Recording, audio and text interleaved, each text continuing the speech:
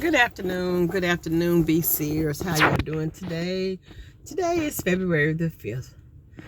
5 days in the Black History Month.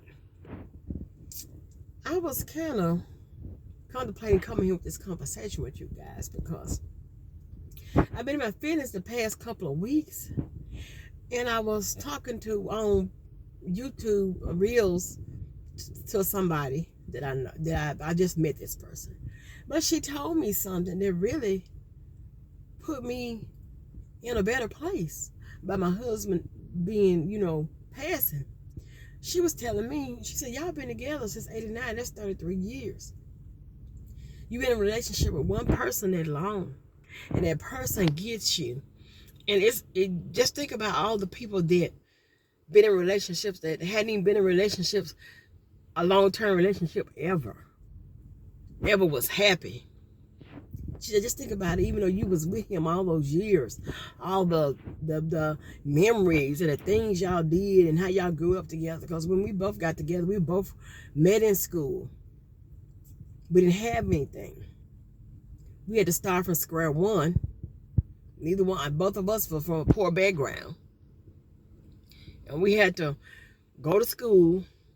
We were in our 20s, but we had to go back to school to find a job and help take care of ourselves. And by the time I was, 28, I had 3 kids, working and everything, And, we were just, struggling like most, young couples do, struggling. I always, thinking about, I always would say stuff like, oh, we ain't gonna never be able to afford a house. We're not gonna never be able to afford this and that and other. He'd always say, girl, have patience. It takes time. We're gonna get everything that we supposed to be getting. So, later on in life, we got the car that I wanted. Okay, that's cool. We got the house that we wanted first. Okay, that's cool. Then after that, I was saying, I was in a wreck. It was tore up and stuff. And I said, oh my God. He said, just patience. You just have to have patience. And everything that he promised me came to fruition. So I was saying, and I was thinking to myself, I said, I really had a good life with him. We really had a lot of things, and we didn't have a lot of things in common. We were opposite. We both like to read, but he was like outgoing type, and I was like, I really was at first, but you know how you just get contemplating and everything just get to be comfortable to you. You just sit back and just, you comfortable. And then, he say stuff like, but girl, this old shoe is raggedy, but this old shoe, if you get rid of this old shoe, you're going to want this old shoe back. Type stuff like that, But man, don't be saying stuff like that. Stop playing like that, And it's almost like he had a premonition that he knew. He'd always say stuff like, he said, if anything happened, I hope it happened to me before it happened to you, because your kids need you. Your kids need you. Dun needs you.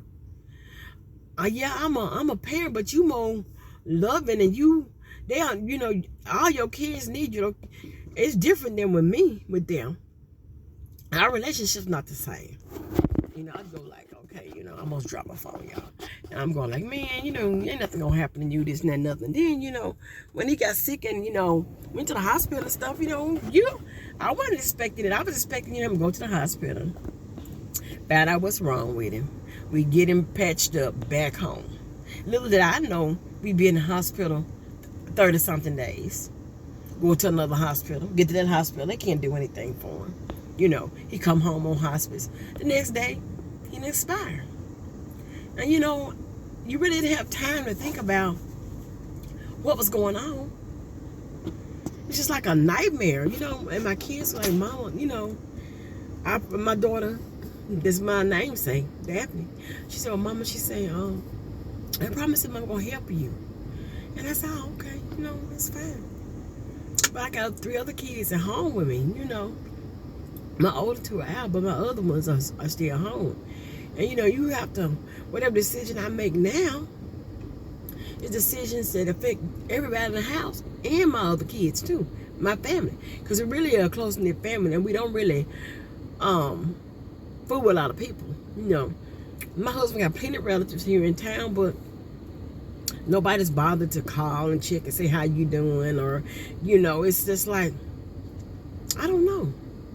I really didn't get that, because I knew my husband, he said, he wasn't really close with them like that, but he knew them, he talked to them and stuff like that, but he just was like, you don't need all that. You don't need, this is our family right here, our immediate family.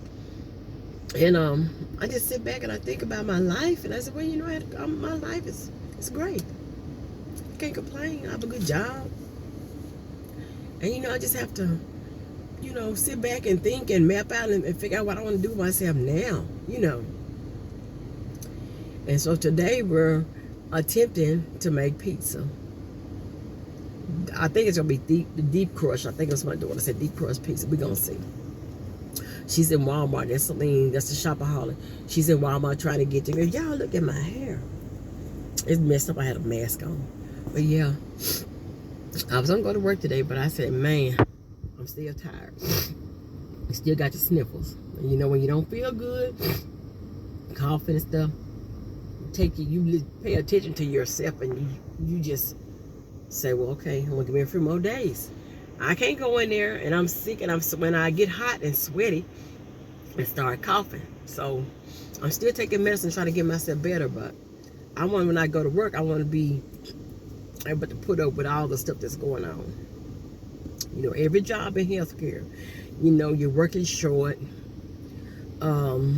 You're going to be sick up. You're always going to have six no matter what. You don't have this, you don't have that, but you just have to do what you got to do. I don't work anything extra, but when I try to go in, I try to give my 110%. My grandmother always said that whatever you do for a living, you make darn sure that you do the best you can. And if you do the best you can, that's all you can do. And when you get to your point where you can't do no more, you let them know. And if they don't understand that, then they got a problem, because everybody have their limit.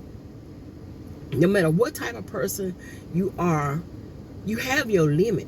And when you reach your limit and you tell them that that's your limit, they got to understand that's your limit. Some jobs don't. They talk crazy and stuff. But I would hope when I'm in my job, if I tell them I'm in my limit, that they understand.